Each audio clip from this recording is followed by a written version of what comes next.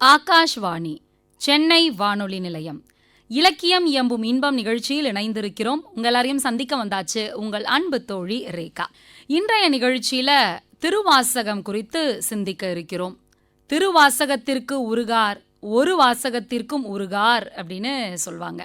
இன்னைக்கு திருவாசகம் பற்றியும் அதனுடைய நுட்பங்கள் பற்றியும் பல தகவல்களை நம்மோடு பகிர வந்திருக்கிறார் சொற்பொழிவாளர் திருப்புணவாயில் பா. சிவமாதவன் அவர்கள். வணக்கம் சார். வணக்கம்.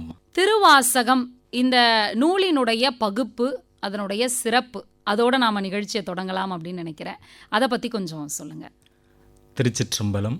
திருவாசகத்தை பற்றி ஒரு இலக்கிய உரையாடலாக இலக்கியம் பேசுவோம் என்கின்ற அளவில் இந்த நிகழ்வு இங்கு நடப்பது என்பது மிக சிறப்பு. ஏனென்றால் நம்முடைய தமிழ் மொழியிலே சங்ககாலம் தொட்டு இன்று வரையிலும் பல்வேறு வகையான இலக்கியங்கள் இருக்கின்றன. அதில் பக்தி இலக்கியங்கள் என்பது தமிழுக்கு ஒரு உயர்ந்த சிறப்புடையது. ஏனென்றால் நம்முடைய தமிழ் மொழியை சொல்லும் பொழுது இது ஒரு பக்தி மொழி, தெய்வ ஒன் தீந்தமிழ் என்று மணிவாசக பெருமான் திருக்கோவையாரிலே சொல்வார். அப்பேற்பட்ட அற்புதமான ஒரு திருமொழி என்றுதான் சொல்ல வேண்டும்.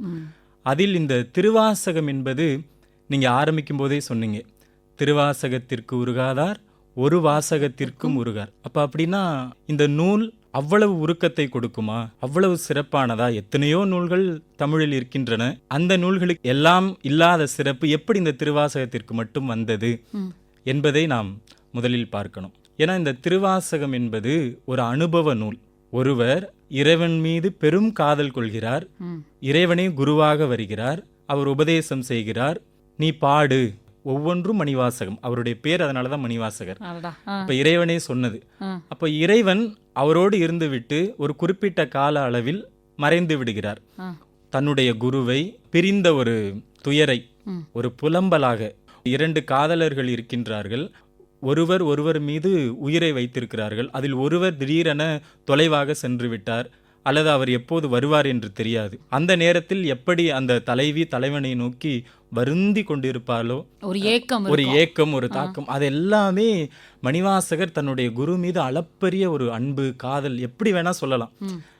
அவரை தவிர வேற எதுவுமே அவருக்கு கிடையாது. இணையார் திருவடி என் தலைமேல் வைத்தலுமே துணையான சுற்றங்கள் அத்தனையும் துறந்தொழிந்தேன்.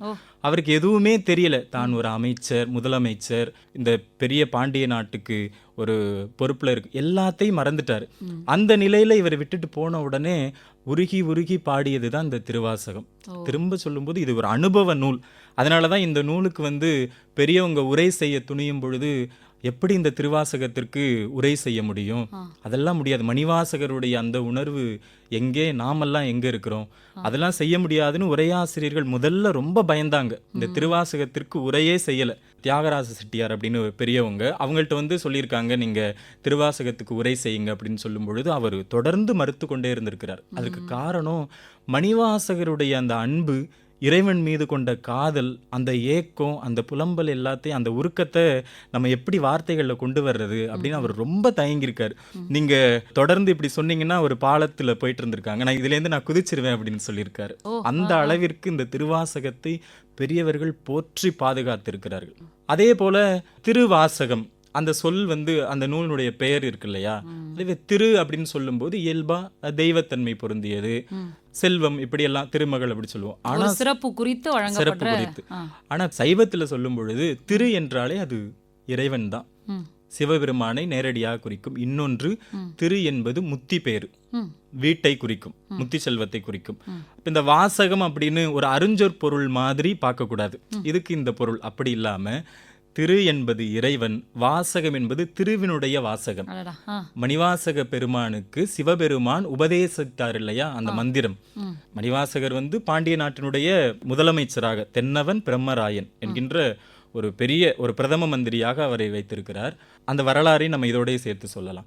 பாண்டிய நாட்டில் குதிரைப்படை இல்லை. அது என்னன்னா ரொம்ப நலிவுற்று இருக்கு, குதிரை வாங்க போகணும். ரொம்ப சிறந்த அமைச்சர், முதலமைச்சர் மணிவாசகர் தான். இப்போ அவருடைய பேர் அப்போ என்னன்னா வாத ஊரர். அவருடைய பிறந்த ஊர் என்னன்னா மதுரைக்கு அருகாமையில் இருக்கக்கூடிய திருவாத ஊர். இன்றைக்கு போய் அந்த கருவூலத்தில் செல்வங்களை எல்லாம் எடுத்துக்கொண்டு திருப்பெருந்துறை அப்படின்னு சோழ நாட்டு கடற்கரைன்னு சொல்லுவாங்க, அங்கே தான் இன்றைய பேர் வந்து ஆவுடையார் கோயில் என்று அழைக்கப்படுகிறது. அதுக்கு காரணமும் மணிவாசகர் செய்த கோயில்னால தான் ஆவுடையார் கோயில் அப்படிங்கிற பேரே வந்தது. வந்தது. அப்போ வந்து இங்கே வரும்பொழுது என்னதான் இவர் முதலமைச்சராக இருந்தாலும் நிர்வாகத்தில் அவ்வளவு சிறப்பானவர் மணிவாசகர். இறைவனோட இருந்தால் ஒன்றும் தெரியாது அப்படின்னு சொல்லுவாங்க. ஆனால் அப்படி கிடையாது. இறைவனுடைய அருள் பெற்றவர்கள் எதிலும் சிறந்தவர்களாக விளங்குவார்கள் என்பதற்கு மணிவாசகர் ஒரு எடுத்துக்காட்டு. இப்போ அப்படி வரும்பொழுது இவருக்கு என்னதான் உலகியல ஈடுபட்டு ஒரு அமைச்சராக இருந்தாலும் கூட இறைவன் மீது இந்த உலகம் என்பது என்ன, நாம் ஏன் பிறந்தோம், இந்த பிறவினுடைய பயன் என்ன, இப்படியான பல்வேறு வகையான கேள்விகள் அவருக்கு கேட்டுக்கிட்டே இருப்பார். இப்போ அதற்கு விடையாக மணிவாசகருக்குள்ள தனிச்சிறப்பு என்னன்னா, நம்ம அருளாளர்கள் எல்லாருமே சிறப்பானவர்கள் தான். அவங்க வந்து இறைவன் காட்சி கொடுத்து அவங்களுக்கு சொல்லை எடுத்து கொடுத்துலாம் பாட வச்சாங்க. ஆனால் மணிவாசகருக்காக இறைவன் காத்திருந்தார். இவர் பாண்டிய நாட்டிலிருந்து அந்த திருப்பெருந்துறைக்கு வரும் அளவில் ஒரு குருந்த மரத்தடியில் குருவாக அந்த பூதகணத்தை எல்லாம் சீடர்களாக அமர வைத்து அவர் கொஞ்சம் பக்கத்துல வந்த உடனே நின்று பார்க்கிறார்.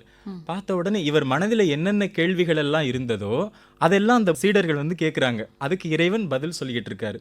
பலவாறு தேடியும் கிடைக்காத பொருளை அங்கு அவருக்கு அதற்கான விடை கிடைத்த உடனேயே தான் ஒரு அமைச்சர், முதலமைச்சர் என்பதை மறந்து அவருடைய காலில் போய் விழுந்த உடனே இறைவன் அவரை பார்த்தார், தன்னுடைய திருவடியை அவருடைய தலையில் சூட்டினார், மந்திரோபதேசம் செய்தார். அப்படிதான் தொடங்குது. முதலமைச்சராக இருந்து ஒரு அடியவராக மணிவாசகர் வாருகிறார். அப்படி மாறும் பொழுது இறைவன் சொன்னு நீ பாடு அப்படின்னு சொல்லும் பொழுதுதான் இந்த முதல் சிவபுராணம் தான் திருவாசகத்துல முதல் பகுதியா இருக்கும். எல்லாருக்குமே சிவபுராணம் அப்படின்னா தெரியும் இல்லையா? அப்ப அப்படிதான் அவர் பாட ஆரம்பிச்சார். அப்படி பாடிக்கிட்டே இருக்கும்போது குருவோடையே இருக்கிறார். தான் எதற்கு வந்தோம் அப்படிங்கிறதே மறந்து என்ன சொன்னார்னா, நீ இந்த செல்வங்கள் எல்லாம் இருக்கு என்ன செய்யறது அப்படின்னு சொன்ன உடனே கோயில் கட்டு அப்படின்னு சொன்ன உடனே மணிவாசக பெருமான் கொண்டு வந்த செல்வத்தை எல்லாம் கோயில் கட்ட ஆரம்பிச்சிட்டார். அப்ப மன்னர் வந்து என்ன இன்னும் வரலையே, ஏன்னா ரொம்ப நம்பிக்கைக்குரிய அமைச்சர் இவர் தான், முதலமைச்சர் இல்லையா, அவன் பட்டம் வேற கொடுத்திருக்காரு பாண்டிய மன்னர் தென்னவன் பிரம்மராயன். அப்ப ஆளை அனுப்பும் பொழுது அவரு குதிரையெல்லாம் வாங்கல, கோயில் கட்டிக்கிட்டு இருக்காரு அப்படின்னு சொன்ன உடனே மன்னர் உடனே அவரை வரணும் அப்படின்னு ஓலை அனுப்புனார். அப்ப அந்த நேரத்துல வந்து சுவாமி கிட்ட சொல்றாரு, குருவே நான் இப்போ வந்து அங்க போகணும், உங்களை பிரிஞ்சு போகணும், நான் என்ன பதில் சொல்றது? ஏன்னா இவர் சொன்னதுதானே கேட்டார் எல்லாத்தையும். ஒரு மாணிக்கம், விலை உயர்ந்த ஒரு மாணிக்க கல்லை கொடுத்து இதுக்கு அடையாளமா கொண்டு போய் கொடுத்து ஆவணி மூல நட்சத்திரத்துல அங்க குதிரைகள் வரும் அப்படின்னு சொல்லுன்னு சொன்ன உடனே இவர் எடுத்துட்டு, ஏன்னா குருவார்த்தை தான் நம்ம அதை ரொம்ப அழகா வந்து மணிவாசகர் பதிவு செய்வார். அருபரத்து ஒருவன் அவனியில் வந்து குருபரனாகி அருளிய பெருமை அப்படின்னு சொல்லுவார். ரொம்ப அழகா அதை ஏதாவது அனுபவம் சொல்றோம். அவருக்கு என்னென்ன நடந்ததோ அது எல்லாத்தையுமே பதிவு பண்ணியிருப்பாரு. அவருடைய வரலாறு தனியா போய் தேடுறதை காட்டிலும் திருவாசகத்துல பார்த்தாலே அதெல்லாம் தெரிஞ்சிடும். அப்ப அங்க பாண்டிய நாட்டுக்கு போகும் பொழுது மன்னர் வந்து ஆவணி மூல நட்சத்திரம் வருது, காணவே இல்லை. ஒரு குதிரைப்படை வந்தா எவ்வளவு சத்தம் கேட்கும், அது எதுவுமே தெரியல. அப்படி இருக்கும்போது உடனே மன்னன் வந்து இவருக்கு தண்டனை கொடுக்கிறார். அதெல்லாம் அந்த திருவாசகத்துல அவரு பாடிக்கிட்டே வருவார். அங்க எங்க இருந்தாலும் சுவாமி நினைச்சுக்கிட்டே இருப்பார். அப்ப அப்படி இருக்கும் பொழுது இறைவன் தானே, இறைவன் சொன்ன வாக்க காப்பாத்துவார் இல்லையா? அப்ப அதே போல ஆவணி மூல நட்சத்திரத்துல குதிரைப்படையோட இறைவன் எப்படி வர்றாருன்னா, ஒரு குதிரை சேவகனாக மாற ஏறி மதுரை நகர் புகுந்தருளின்னு சொல்லுவார் மணிவாசகர். ஒரு குதிரை சேவகனாக வந்து வேற வேற நாடுகள்ல இருந்தா குதிரை இங்க வரும். அப்ப அப்படி வரும் பொழுது அந்த நாட்டுல இருந்து ஒரு குதிரை சேவகன் எப்படி இருப்பாரோ அது போல தலைப்பாக அந்த இதெல்லாம் கட்டி ஒரு செண்டெல்லாம் வச்சுக்கிட்டு வந்து மன்னர் வந்து வரவேற்கிறார். மணிவாசகர் மறுபடியும் கூப்பிட்டாங்க. அப்போ இறைவன் என்ன செஞ்சாருன்னா, குதிரை செண்டு இருக்கு இல்லையா, அதாலதான் அந்த சால்வையை வாங்கினாராம். உடனே மன்னர் வந்து என்ன அப்படின்னு சொன்ன உடனே மணிவாசகருக்கு மட்டும்தான் தெரியும் வந்திருக்குது சிவபெருமான் அப்படின்னு. அப்போ எப்படி ஒரு கன்று வந்து தன்னுடைய தாயினுடைய அந்த வாசத்தை அறியும் இல்லையா, அது போல தன்னுடைய குருவை ஒரு சீடரால தான் அடையாளம் காண முடியும். அப்ப அப்படி இருக்கும் பொழுது உடனே சொன்னாரா மன்னர்கிட்ட, இந்த மாதிரி அவங்களுடைய முறை அப்படித்தான் அப்படின்னு சொன்ன உடனே மன்னர் இது பண்ணிட்டு அப்புறம் இறைவன் என்ன செய்யறான், குதிரையை ஓட்டி காட்டினாராம். அது ரொம்ப அழகா சொல்லுவாரு. நரியை குதிரை பரியாக்கி ஞாலம் எல்லாம் நிகழ்வித்து பெரிய தென்னன் மதுரையெல்லாம் பிச்சது ஏற்றும் பெருந்துரையாய் அப்படின்னு பதிவு செய்வார் மணிவாசகர். இன்னொரு சிறப்பு என்னன்னா, இறைவன் என்ன செஞ்சாருன்னா, இப்ப ஆவுடையார் கோயில்கிட்ட திருப்பெருந்துறை கிட்ட நரிக்குடின்னு ஒரு ஊர் இருக்கு. அங்க உள்ள நரிகளை பிடித்து குதிரைகளாக மாற்றி அதை பழக்கப்படுத்தி, அந்த சொல்லே ரொம்ப அற்புதமா இருக்கும். நரியை குதிரை பரியாக்கி, பரினா குதிரை. அப்ப ஏன் குதிரைன்னு சொல்லிட்டு பரின்னு சொல்றாருன்னா, இப்ப நரிகளை நம்மளுடைய மனதெல்லாம் அப்படிதான், நரி தந்திரம் உள்ளத கொஞ்சம் பக்குவப்படுத்த மாற்றி ஒரு உயர்ந்த நிலை கொண்டு போயிட்டு மறுபடியும் ரொம்ப உன்னத பக்குவப்படுத்துறதுக்காக பரி என்றால் பயிற்சி அளிக்கப்பட்ட குதிரை. அடடா, குதிரைனா வெறும் நாம பாக்குற குதிரை, பரினா பயிற்சி அளிக்கப்பட்ட குதிரை. அதான் நம்மளுடைய மனம் எந்த அளவுக்கு பண்பட்டு போகுது அப்படிங்கிறதுக்காக. அப்படி இறைவன் என்ன செய்வார்னா, நரி போல இருக்கிறத கொஞ்சம் குதிரையா மாத்தி அதுக்கப்புறம் பக்குவப்படுத்தி பரியா மாத்துவார் அப்படிங்கிறத இறைவன் அந்த ஒரு உலகையில சொன்னா கூட அது நமக்கு நடத்தி காட்டியிருக்கார். அப்ப அப்படித்தான் அந்த வரலாறு நமக்கு தெரியும். அதுக்கப்புறம் குதிரைகள்லாம் நரிகளா மாறி அதெல்லாம் அட்டூழியம் பண்ணிட்டு போன உடனே மணிவாசகர் போய் வைகை சுடுமணல்ல போட்ட உடனே இறைவன் திடீர்னு வைகையில வெள்ளம் வரும். வந்த உடனே அந்த இடத்துல ஒரு சிறப்பை நம்ம சொல்லி ஆகணும். நம்ம வந்தி பாட்டியை கேள்விப்பட்டிருப்போம் நிறைய. பிட்டுக்கு மண் சுமந்த பெருமான் நம்ம மணிவாசகர் நிறைய பதிவு செய்வார். அந்த இடத்துல என்னன்னா, இதை மணிவாசகர் பதிவு பண்ணும்போது ஆங்கது தன்னில் அடியவட்காக, அந்த மண் சுமந்தது எனக்காக இல்ல வந்திக்காகனு மணிவாசகர் பதிவு செய்வார். ஆங்கது தன்னில் அடியவட்காக, அதனாலதான் அடியவள் அப்படின்னு, அடியவட்காக பாங்காய் மண் சுமந்து அருளிய பரிசும் அப்படின்னு சொல்லுவார். இப்படிதான் மணிவாசக பெருமானை இறைவன் ஆட்கொண்டு அவரோடையே பயணித்து அந்த பட்டத்துல இருந்தா நீ திருவாசகம் பாட வேண்டிய ஒரு ஆன்மா, பக்குவப்பட்ட ஆன்மா, நீ உலகில சிக்கக்கூடாது. அதனால அவரே எப்போ இறைவனுடைய திருவடி பட்டதோ அன்னையிலிருந்து அவரையே தொடர்ந்து போய் அதை மணிவாசகர் சொல்லுவார். அடித்து அடித்து அக்கார முன் தீற்றிய அற்புதம் அறியேனே அப்படின்னு சொல்லுவார். ஒரு குழந்தை அழுதுகிட்டே இருக்குன்னா உடனே சாப்பாடு கொடுக்காம விட்டுருவோமா? அடிச்சு ஏதாவது பண்ணியாவது கொடுத்துருவோம். அதான் ஒரு தாயினுடைய இயல்பு. அதனாலதான் தாயிற் சிறந்த தயாவன தத்துவன் மணிவாசகர் சொல்வார். அப்ப அப்படிதான் மணிவாசகரை அங்கிருந்து அப்படியே சொல்லி இதுக்கப்புறம் நீங்க அமைச்சரா இருக்க வேண்டாம், நீங்க உங்க இறைப்பணியை செய்யுங்க இவர் சொல்லிட்டாரு, இதுக்கு மேல இருக்க முடியாது. அப்படி ஒவ்வொரு ஆலயமாக கடைசியா தில்லைக்கு வா அப்படின்னு சொல்லிட்டு போவார். அப்போ ஒவ்வொரு ஊருக்கும் செல்ல செல்ல மணிவாசகர் உருகி உருகி உருகி உருகி இந்த திருவாசகத்தை தன்னுடைய குருநாதர் தனக்கு உபதேசித்த அந்த மந்திரத்தின் வாயிலாக வெளிப்பட்ட சொற்கள். அதனாலதான் இந்த திருவாசகத்தோட பொருளை சொல்லும் போதே சுவாமி அப்படின்னு சொல்லிட்டாரு. அப்பேற்பட்ட சிறப்பு வாய்ந்ததுதான் இந்த திருவாசகம். ஒரு வெண்பாவை நம்ம சொல்லலாம்.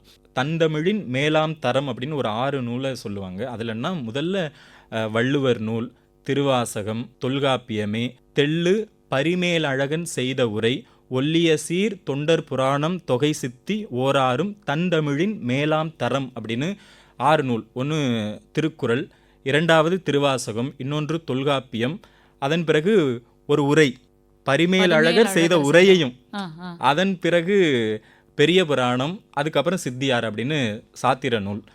அதுல திருமுறைகள்ல 12 திருமுறைகள்ல 2 இடம் பெற்றிருக்கு. ஒன்று திருவாசகம், இன்னொன்று திருத்தொண்டர் புராணம். ஒன்று அன்பர் செய்தது, இன்னொன்று அன்பர்களை பற்றி செய்தது.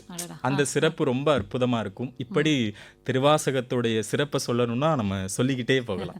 ரொம்ப சிறப்பு. மாணிக்க வாசகர் எழுதி தில்லையில் இறைவனிடம் கொடுத்து அவரே கையெழுத்திட்டதாகவும் சொல்வார்கள்.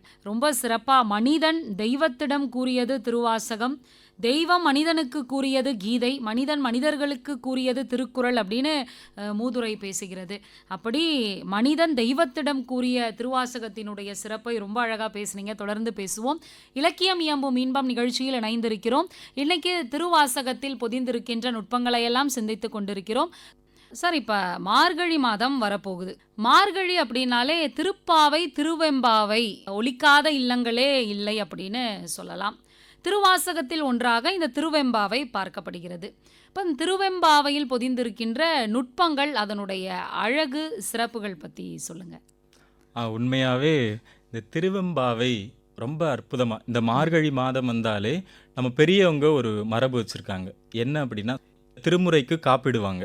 திருமுறை காப்பிட்டு திருவாசகம் மட்டும்தான். அதிலும் குறிப்பாக திருவெம்பாவை திருப்பள்ளி எழுச்சி.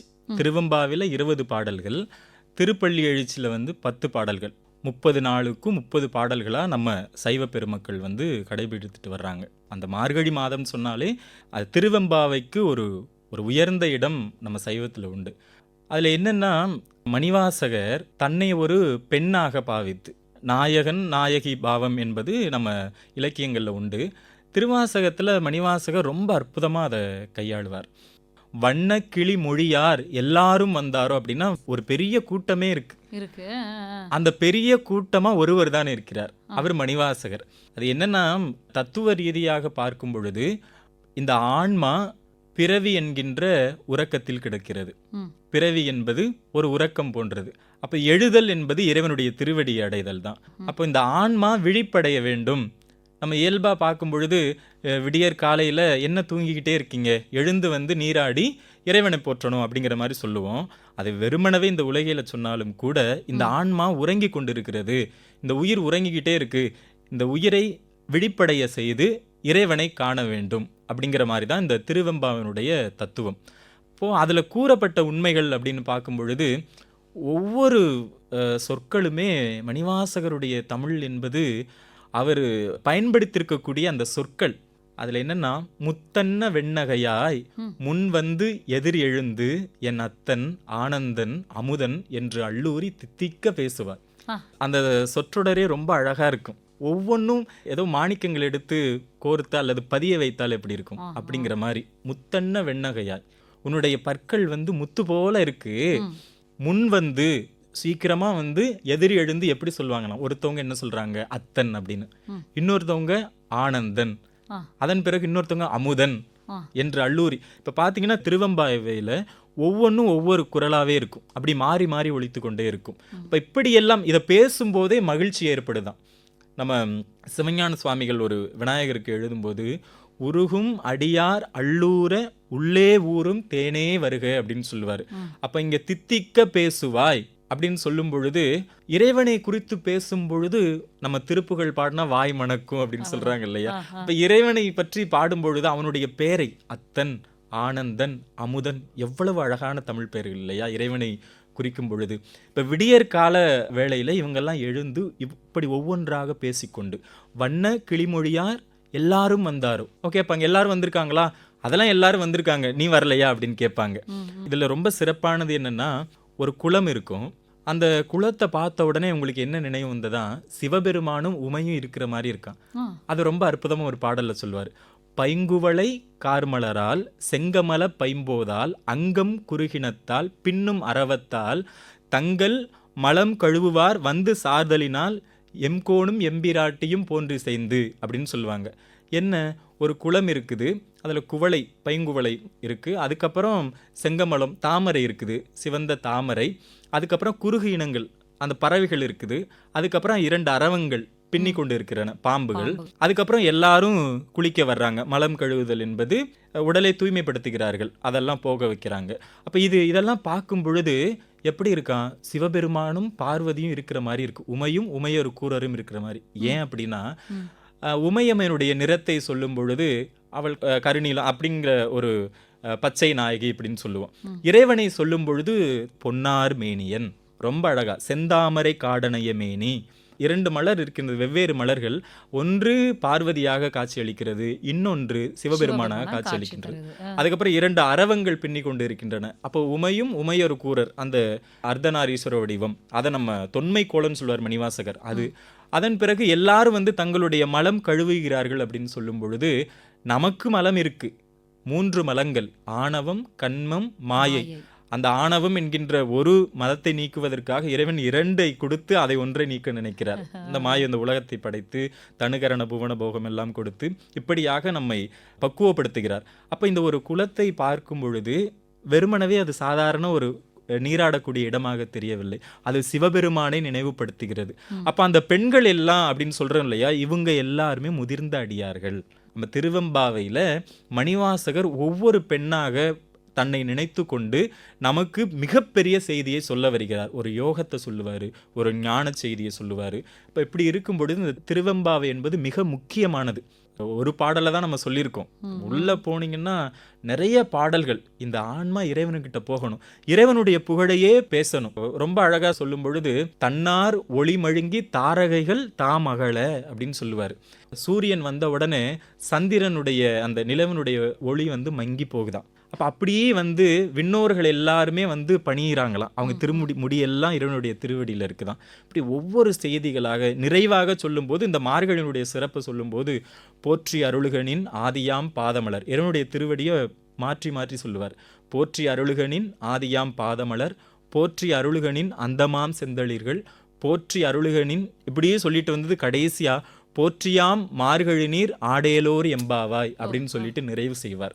முதல்ல ஆதியும் அந்தமும் இல்லா அருட்பெரும் சோதியை யாம்பாட கேட்டேயும் வாழ்த்தடங்கன் மாதே வளருதியோன் வன் செவியோ நின் செவிதான். நான் வந்து இறைவனுடைய பெருமையை சொல்லிக்கிட்டு இருக்கேன், நீ வந்து எதுவுமே அசையாம இப்படி கிடக்குறியே, இப்படி இருக்கலாமா? உன்னுடைய செவி என்ன ரொம்ப கடுமையான செவியா, காதுக்குள்ள எதுவும் போய் கேட்காதா அப்படிங்கிற மாதிரி இந்த ஆன்மா வந்து அந்த அளவிற்கு உறங்கி போய் கிடக்கிறது. அதை தட்டி எழுப்பக்கூடிய ஒரு அற்புதமான ஒரு பகுதி தான் இந்த திருவெம்பாவையா மணிவாசகர் நமக்கு அற்புதமா படைத்து கொடுத்திருக்கிறார். அதை தான் மார்கழியில் ரொம்ப சிறப்பாக சைவ பெருமக்கள் ஓதி பயனடைந்து கொண்டிருக்கிறார்கள்.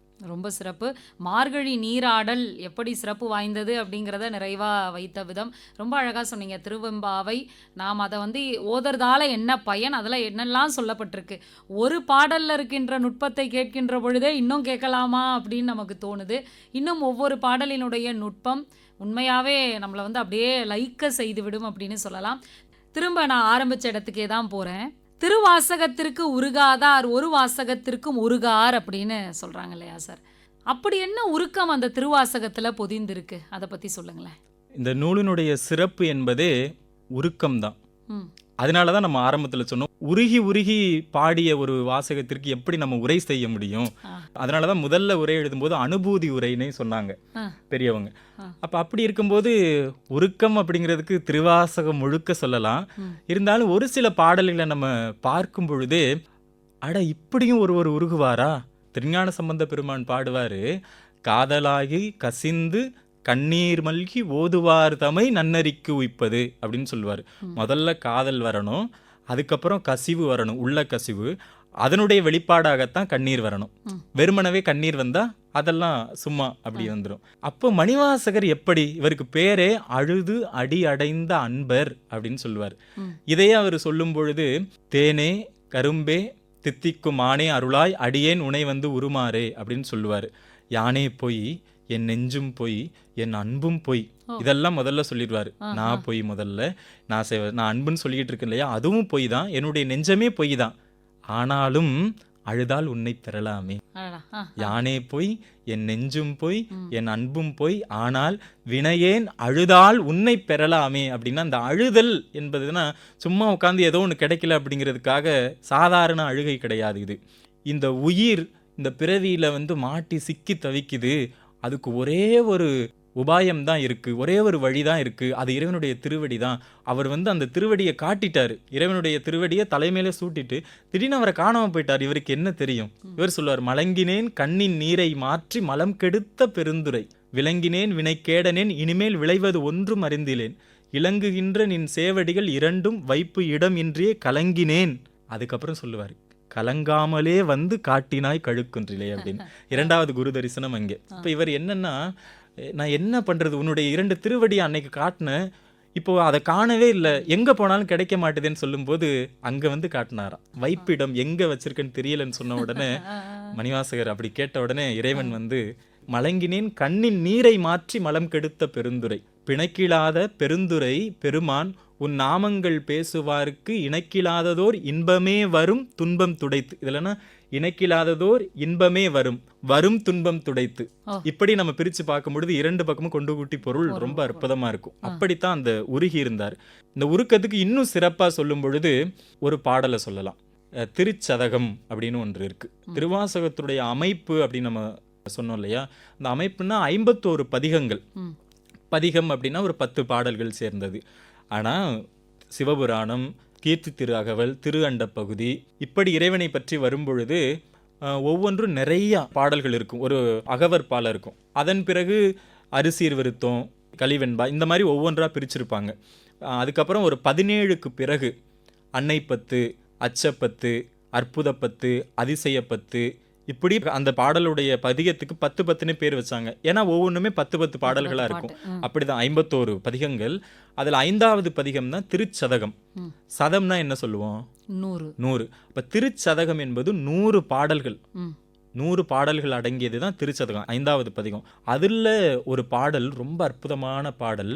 வெள்ளம் தாழ் விரிசடையாய் விடையாய் விண்ணோர் பெருமானே எனக் கேட்டு வேட்ட நெஞ்சாய், பள்ளம் தாழ் உரு புனலில் கீழ் மேலாக பதைத்து உருகும் அவர் நிற்க என்னை ஆண்டாய், உள்ளம் தாழ் நின்று உச்சி அளவு நெஞ்சாய் உருகாதால் உடம்பெல்லாம் கண்ணாய் அண்ணா, கண்ணினையும் மரமாம் தீ வினையின் இருக்கே அப்படின்னு சொல்லுவார். அந்த நம்ம பாடலை சொல்லிட்டோம், பொருள் பார்க்கும்போது தான் ரொம்ப அற்புதமாக இருக்கும். என்ன அப்படின்னா, வெள்ளம் தாழ் விரிசடையாய், இறைவனுடைய அந்த திருச்சடையில் என்ன இருக்குன்னா கங்கை இருக்கிறாங்க. கங்கை இருக்கு. அதை வைத்திருக்க விடையாய் அப்படின்னு சொல்லும்போது விடை ஏறிய விடைப்பாகன் இல்லையா அவர்.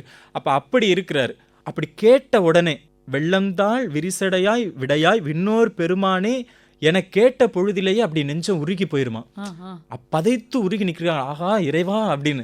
அப்படி இருக்கக்கூடிய, எப்படின்னா ஒரு மேடான பகுதியில இருந்து அந்த தண்ணி என்ன பண்ணும், கீழ் நோக்கி ஓடி வரும் இல்லையா, அது இயல்பாகவே அது போல இறைவனை அந்த கேட்ட உடனே உருகி நிற்கிறாங்க. பதைத்து உருகி அவர் நிற்க என்னை ஆண்டாய்க்கு அப்படின்னு சொல்லுவார். அப்படியெல்லாம் இருக்கிறாங்களே, ஆனா நீ என்னை ஆட்கொண்டியே அப்படின்னு சொல்லிட்டு, அப்படி ஆட்கொண்டா என்ன ஆகணும், என்னுடைய உச்சி முதல் பாதம் வரை நெஞ்சமாக மாறணும். ஏன், எனக்கு ஒரு சின்ன நெஞ்சுனா இதயத்துல இருக்குன்னு சொல்றாங்க, சின்னதா இருக்கு, உருகிறதுக்கு அது பத்தாது. எனக்கு உடம்பு முழுவதும் நெஞ்சம் வேணும், உன்னை இப்போ உருகிட்டே இருக்கணும். அதுக்கப்புறம் என்னுடைய உடம்பு முழுவதுமே கண்களா இருக்கணும். ஏன், இந்த உடம்பு முழுவதும் உள்ள எவ்வளவு கண்கள் இருக்கும் அவ்வளவு கண்களாக உன்னை நினைந்து உருகி அழுக வேண்டும் அப்படின்னு மணிவாசகர் சொல்றார். இப்பேற்பட்ட உருக்கத்தை எங்க போய் நம்ம பார்க்க முடியும்? அப்ப மணிவாசகருடைய அந்த உருக்கம் என்பதை நாம எப்படி ஒரு கோடிட்டு சொல்லிட முடியுமா? அவர் அப்படி அழுதார், இல்ல இப்படி அழுதார், நம்ம ஊமை கூட சொல்ல முடியாது. அந்த அளவிற்கு மணிவாசகர் ஒவ்வொரு இடத்துலையும் எனக்கு எதுவுமே வேண்டாம், என்ன சொல்றாருன்னா, கற்றாவின் மனம் போல கசிந்து உருக வேண்டுவனே. நம்ம அவருடைய உருக்கம் எப்படி இருக்குன்னு சொல்றோம், ஆனா மணிவாசகரே சொல்றார், உற்றாரை யான் வேண்டேன், ஊர் வேண்டேன், பேர் வேண்டேன், கற்றாரை யான் வேண்டேன், கற்பனவும் இனி அமையும், குற்றாலத்து அமர்ந்து உரையும் கூத்தா, உன் குறை கழற்கே கற்றாவின் மனம் போல கசிந்து உருக வேண்டுவனே. ரொம்ப அற்புதமான வரி இது. என்ன அப்படின்னா, இதை தான் நம்ம பெரிய புராணத்தில் தெய்வ சேக்கிழார் பெருமான் சொல்லும் பொழுது, கண்ணப்பர் இறைவனை கண்டவுடன் நின்ற நிலையை சொல்லும் பொழுது, கன்று அகல் புனிற்று ஆ போல்வர் அப்படின்னு சொல்லுவார். எப்படின்னா, அப்பதான் அது புது பசு, முதல் முறையா கன்று ஈன்றிருக்கு. என்னதான் ஒரு அமைதியான பசுவாக இருந்தாலும் கன்று போட்டதுக்கு அப்புறம் யாரையும் கிட்டே விடாது. அது ரொம்ப பரம சாதுவா இருந்திருக்கும். ஆனா அன்று யார் வந்தாலும் முட்டை போகும். அவங்களுக்கு நல்ல பழக்கப்பட்ட யாராவது இருந்தாங்கன்னா மட்டும்தான் கிட்ட போவாங்க. ஒரு ஆள் தான் பால் கறப்பாங்க முதல்ல. அப்ப அது போல அந்த பாசம் எப்படி வருதுன்னே சொல்ல முடியாது. பசுவை ஏன் சொல்றாருன்னா, அது அந்த அளவிற்கு இருக்கும், தன்னுடைய கன்றையே நினைத்து கொண்டே இருக்கும். அப்போ மணிவாசகர் அதை தான் சொல்றாரு, அந்த கன்று ஈன்ற அந்த பசு இருக்கு இல்லையா, அது போல நான் உன்னை நினைச்சு உருகிக்கிட்டே இருக்கணும் அப்படின்னு சொல்லிட்டு பல இடங்கள்ல திருப்புலம்பல்னே அதுக்கு பேரு. இந்த பதிகத்துக்கு பேரே திருப்புலம்பல். 2 பாடல் தான் இருக்கும். இந்த 2 பாடல் உள்ள இந்த பகுதிக்கு பேரே திருப்புலம்பல் திருவாசகத்துல. அந்த அளவிற்கு மணிவாசகருடைய உருக்கம் என்பது, அதான் நம்ம சொன்னோமே, திருவாசகமே ஒரு உருகி உருகி உருகி பாடிய நூல் தான். நிறைய சொல்லலாம், அதுல இந்த பாடல் ரொம்ப சிறப்பு. ஏன்னா அந்த வரிகளை தொடர்ந்து நாம சொல்வதை கேட்டிருப்போம். அந்த வரிக்கு ஒரு பொருத்தமான ஒரு விளக்கத்தை இன்னைக்கு நீங்க கொடுத்தீங்க, ரொம்ப சிறப்பு சார். இப்போ நிறைய நுட்பங்கள் சிறப்புகள் எல்லாம் பார்த்துட்டு இருந்தோம். ரொம்ப அற்புதமாக எப்படி மாணிக்கவாசகர் உருகி உருகி இறைவனை அனுபவித்தார் அப்படிங்கிறத பற்றிலாம் சொன்னீங்க. இதில் காட்டப்பட்டிருக்கின்ற உவமைகள் பற்றி சொல்லுங்களேன்.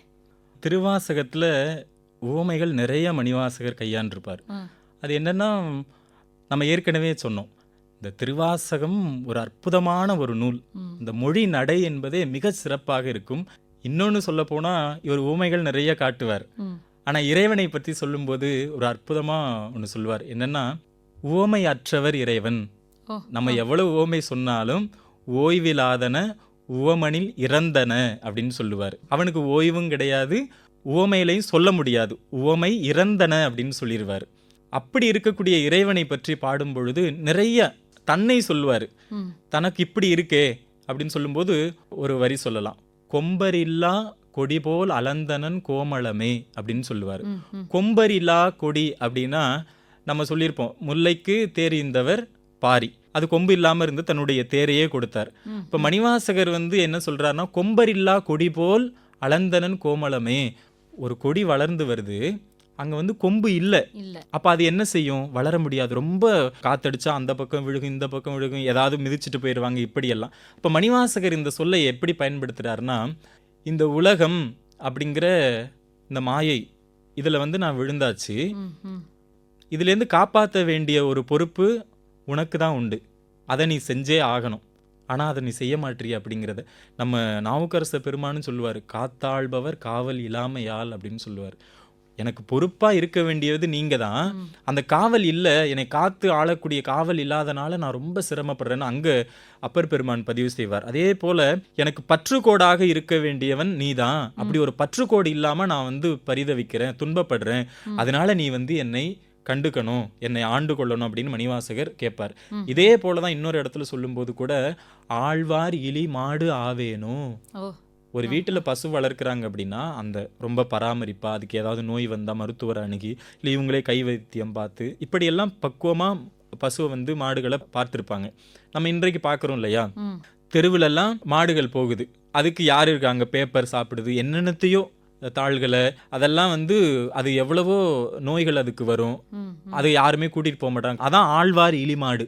மணிவாசகர் இன்றைக்கு உள்ளதை சொல்லலாம், அன்றைக்கு இந்த உயிருக்கு ஒரு உத்தரவாதம் வேணும் இல்லையா, அந்த உயிரை சரியாக அங்கே கூட்டிகிட்டு போகணும், அதுக்கு யாராவது ஒரு ஆள் இருக்கணும். அப்படி இல்லை அப்படின்னா நான் என்ன செய்வேன் அப்படின்னு ஒவ்வொரு இடத்துலையும் இது ரொம்ப அழகாக எதை சொல்லுவோன்னா, பால் நினைந்தூட்டும் தாயினும் சாலை அப்படின்னு சொல்லுவார். அதான் பால் ஊட்டும் தாயினை போல இல்லை, பால் நினைந்து ஊட்டும். இந்த நினைந்து என்பது என்ன, நீங்கள் ஒரு பெண், அப்போ உங்களுக்கு தெரியும், திருமணமானவங்க குழந்தைகிட்ட கேட்பீங்களா, உனக்கு பசிக்குதா, பால் குடிக்கிறியான்னு கேட்க மாட்டோம். அது அழுதா, குழந்தை ஏன் அழுகுது, வைத்த வலியில் அழுகுதா இல்லை பசியில் அழுகுதான்னு ஒரு தாய்க்கு தெரியும்.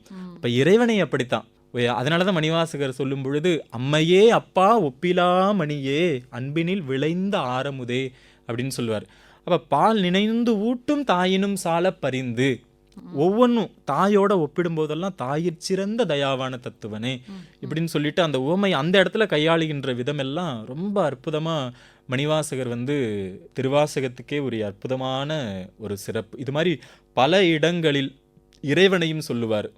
தூண்டா விளக்கின் சுடரணையாய் அப்படின்னு சொல்லுவார். அப்படின்னா அதை ஒரு ஆள் ஏற்ற வேண்டிய அவசியம் இல்லை. ஒரு ஆள் ஏற்றுனா ஒரு அணைஞ்சிருன்னு அர்த்தம். இறைவன் சொல்லும்போது அப்படி சொல்லக்கூடாது.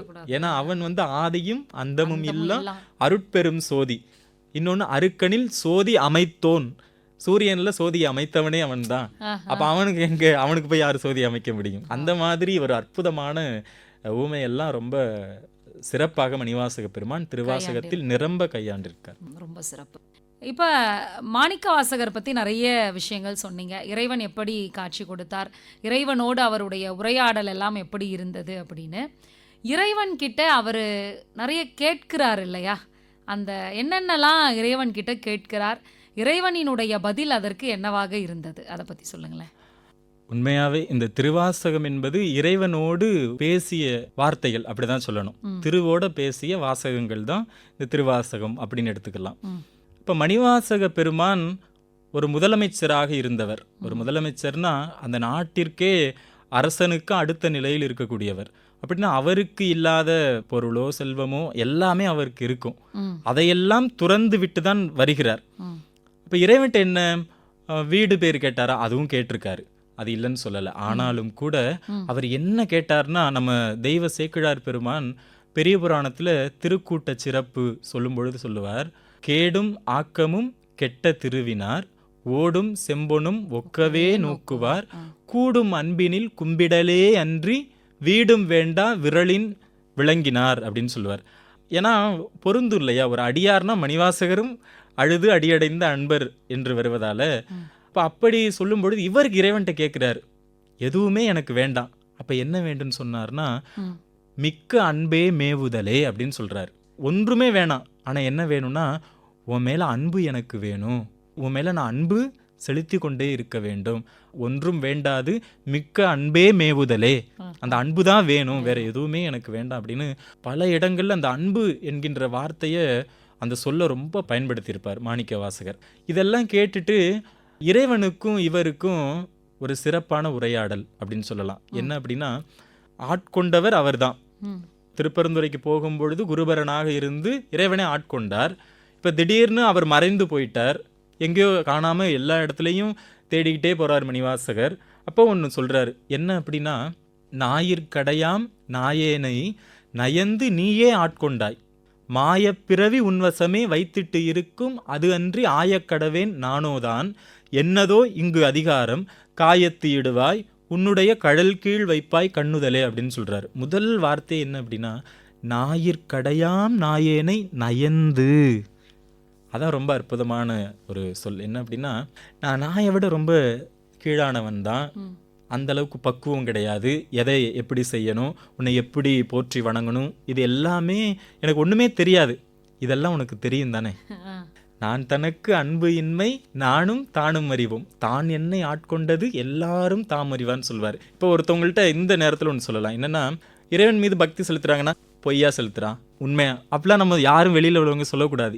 ஏன் அப்படின்னா மணிவாசகர் ரொம்ப தெளிவாக சொல்றாரு, நான் தனக்கு அன்பு இன்மை நானும் தானும் அறிவோம். நான் எந்த அளவுக்கு உங்ககிட்ட அன்பா இருக்கிறேன் இல்லை அப்படிங்கிறத நான் மற்றவங்ககிட்ட வெளிச்சம் போட்டு காட்ட முடியாது.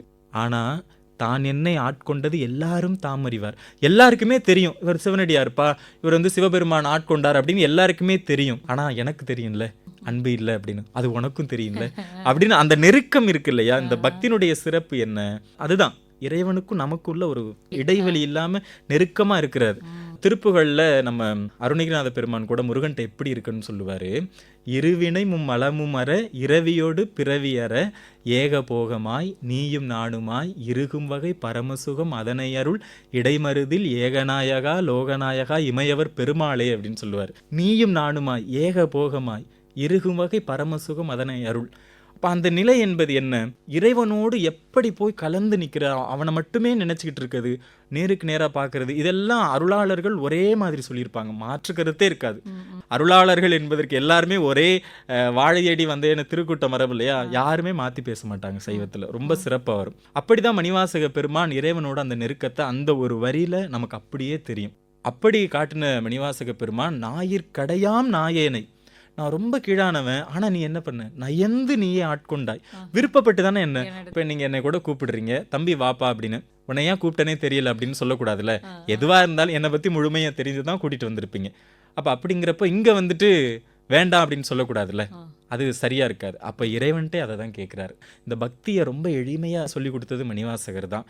இந்த திருவாசகத்தை அதனால தான் உரையெல்லாம் தேவையில்லை, ஆனால் ஓரளவுக்கு தமிழ் தெரிஞ்சிருக்கணும், அதை விட இறைவன் மீது உண்மையான அன்பு வேண்டும். உரை தேவையில்லைன்னா உரையே வேண்டான்னு சொல்லலை, பெரியவங்க அற்புதமாக செஞ்சு வச்சுருக்காங்க, பிறழ்ந்து போகக்கூடாது அப்படிங்கிறதுக்காக அதை நாம் பார்த்து கொள்ள வேண்டும் சரியா.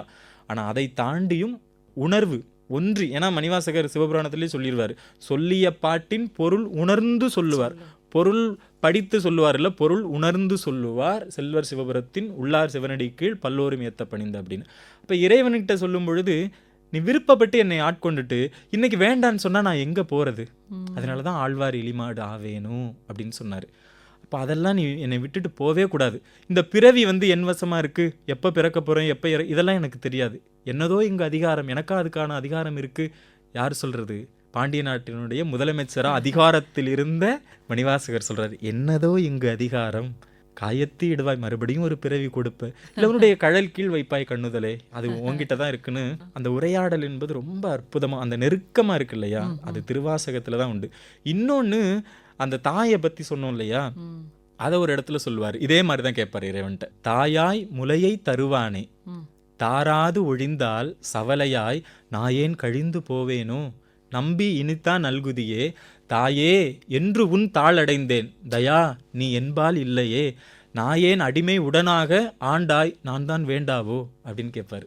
ஒரு குழந்தைக்கு தாய் வந்து அந்த தாய்ப்பால் கொடுக்கலன்னா சவல பிள்ளைன்னு போயிடும். என்ன பெரிய பெரிய சத்துணவுகளை கொடுத்தாலும் தாய்ப்பால் போல ஒரு சத்து அது கிடையவே கிடையாது.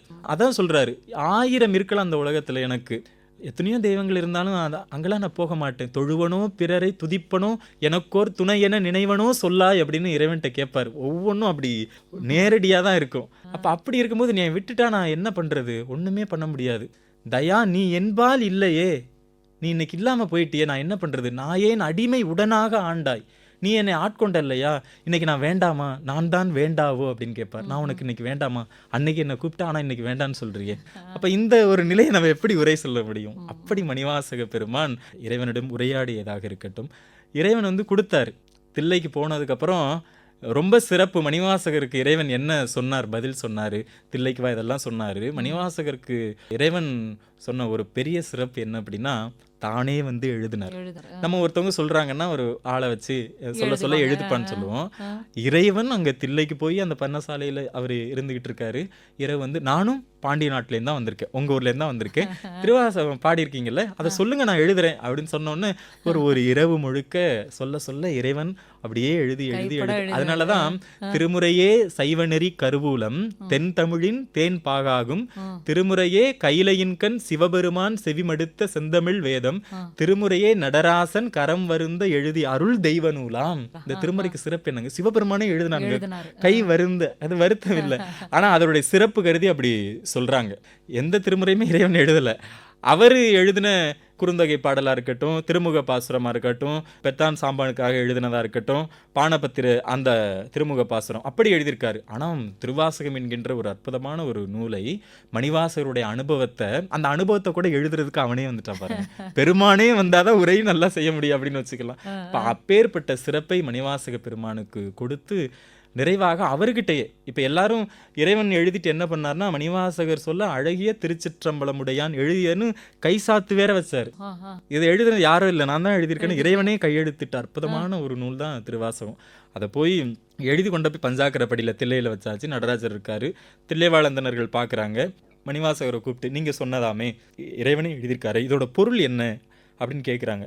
இதனுடைய பொருளா அப்படின்னு சொல்லிட்டு, இவர் தான் பொருள், பெருமான் தான் பொருள் நடராஜரை காமிச்சு உள்ள போய் அப்படியே கலந்ததா நமக்கு வரலாறு. அப்போ மணிவாசகர் என்ன கொடுத்தார், அவர் பாடின பாட்டுக்கு அவரே எழுதிட்டு தன்னிடமே அழைத்து கொண்டார். ஊழி காலத்துல இந்த உலகமே இறைவன்கிட்ட அடங்கி போயிருக்கும், ஒடுங்கி இருக்கும். அந்த நேரத்துல இறைவனுக்கு படிக்கிறதுக்காக தான் இந்த திருவாசகத்தை எழுதி அவர் எடுத்துட்டு போயிட்டாரு அப்படின்னு பெரியவங்க நமக்கு எழுதி தந்திருக்காங்க. அப்படி மணிவாசகருக்கு நிறைய செய்தார் என்பதை காட்டிலும் மணிவாசகரை கொண்டு நமக்கு நிறைய செய்து வச்சிருக்காரு இறைவன், அப்படிதான் சொல்லணும். ரொம்ப அழகு. மணிவாசகருக்கும் இறைவனுக்குமான அந்த உரையாடல், அவர்களுக்கு இருக்கின்ற அந்த உறவு எப்படிப்பட்டது, நெருக்கம் எப்படிப்பட்டது அப்படிங்கிறத ரொம்ப அற்புதமாக சொன்னீங்க. ஒரு தாயும் சேயும் அவர்களுக்கு இடையிலான ஒரு நெருக்கம் எப்படி இருக்குமோ அதே போல் ஒரு நெருக்கத்தை ரொம்ப உணர்ந்து எழுதிய ஒரு அற்புதத்தை ரொம்ப அழகாக சொன்னீங்க. சரி, இப்போ நிகழ்ச்சியோட நிறைவு பகுதிக்கு வந்தாச்சு. திருவாசகம் பற்றி நிறைய தகவல்கள், நிறைய சுவாரஸ்யமான விஷயங்கள் எல்லாம் பேசிகிட்டு இருந்தீங்க. இந்த திருவாசகத்தை படிப்பதால் ஏற்படக்கூடிய பயன், இக்கால சூழலுக்கு எப்படியெல்லாம் அது பொருந்தும், அதை பற்றி சொல்லுங்கள். சிறப்பு, திருவாசகத்தினுடைய சிறப்பை குறிக்கின்ற ஒரு பாடல் இருக்கு. என்னன்னா, தொல்லை இரும்பிறவி சூழும் தலை நீக்கி அல்லல் அறுத்து ஆனந்தம் ஆக்கியதே எல்லை மறுவா நெறியளிக்கும் வாதவூர் எங்கோன் திருவாசகம் என்னும் தேன். இந்த திருவாசகத்தை சொல்லும்போது தேன் அப்படின்னு சொல்லுவாங்க, இயல்பா சொல்லுவாங்க. அது ஏன் தேனுடைய சிறப்பு என்னன்னா, தானும் கெடாது, தன்னில் சார்ந்ததையும் கெடாது. இப்ப இந்த திருவாசகம் என்கின்ற நூலை சொல்லும் பொழுதே தேன் அப்படின்னு சொன்னதுனால யாரெல்லாம் திருவாசகத்தை உணர்ந்து படிக்கின்றார்களோ, வெறுமனவே ஒரு இலக்கியமாக படிக்காமல் உணர்ந்து படிக்கணும். ஏன், மேலை நாட்டிலேருந்து வந்த ஜியு போப் அவர்களையே உருக்கி எடுத்தது இந்த திருவாசகம். அவரே ஆகா இப்படி ஒரு நூலா, இப்படி எழுத முடியுமா அப்படின்னு உருகி போய் அதை மொழிபெயர்த்ததாக நமக்கு வரலாறு இருக்கு. அப்ப அப்படி இருக்கும் பொழுது இந்த திருவாசகம் என்ன செய்யும் அப்படின்னா, தொல்லை இரும்பிறவி, நம்ம சைவத்துல சொல்லுவோம், இந்த பிறவி என்பதே ஒரு தொல்லை தான். தொல்லை அப்படின்னா தொன்மையானது என்கின்ற பொருளும் உண்டு. இந்த பிறவி தொன்மையானது எப்படி, இதுதான் முதல் பிறவின்னு சொல்ல முடியாது. அது மணிவாசக பெருமான் எப்படி சொல்லுவாரு, புல்லாகி பூடாய் புழுவாய் மரமாகி பல்விருகமாகி பறவையாய் பாம்பாகி கல்லாய் மனிதராய் பேயாய் கணங்களாய் வல்ல அசுரராகி முனிவராய் தேவராய் செல்லா நின்ற இத்தாவர சங்கமத்துள் எல்லா பிறப்பும் பிறந்து இழைத்தேன் எம்பெருமான். நான் ரொம்ப இழைச்சி போயிட்டேன், எவ்வளவு பிறவிதான் எடுக்கிறது.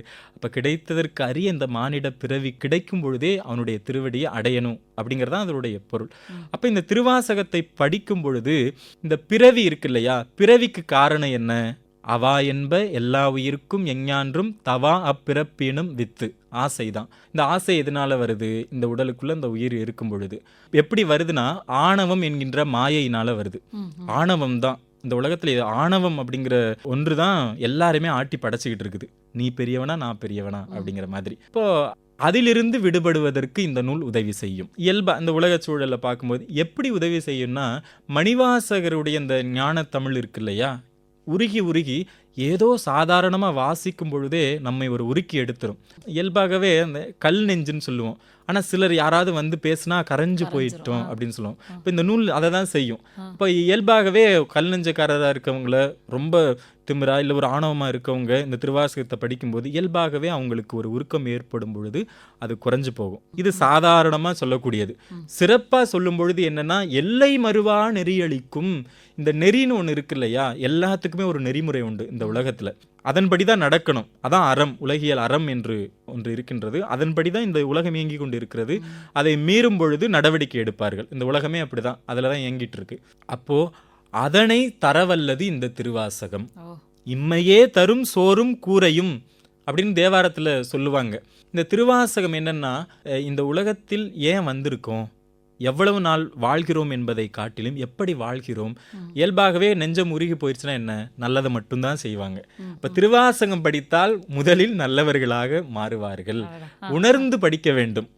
எத்தனையோ நூல் இருக்கு, அதை படித்து நல்லவங்களா மாற முடியாதா? நல்ல இலக்கியங்கள், அற இலக்கியங்கள் தமிழுக்கு ஒரு சிறப்பானது. அதில் உயர்ந்த சிறப்புடையது நம்முடைய திருவாசகம்.